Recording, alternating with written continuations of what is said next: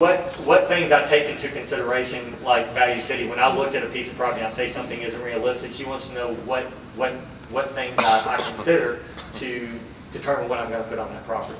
So the first thing I do is I look at the demographic, I look at the income stream, I look at the traffic. So those are all the standard, like in real estate, those are the standard things. So if I go and I get a Starbucks or I get a McDonald's or I get a Marriott, so they have an algorithm in their system. And that algorithm, you put in information and it'll tell you, hey, this is a good site for it, it's a bad site. It doesn't have the income, it doesn't have the traffic counts, it doesn't have the right demographic, it doesn't have the right proximity to restaurants, or it doesn't have the right proximity to an interstate or something like that. So when we look at those, our experience of building so many different genres, I can look at a piece of property and I can determine what the highest and best use is just from my knowledge, okay? Number one, and knowing what all of those different companies want when they're looking for a site.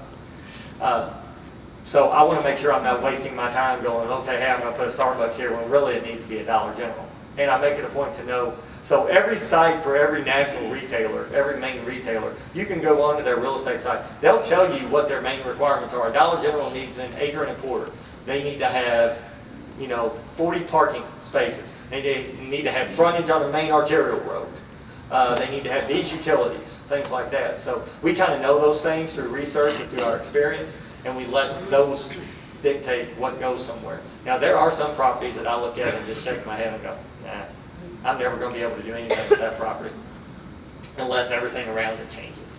Because you have to be a realist in our business too and understand what works and what doesn't. Hope that answers your question. Yes, ma'am.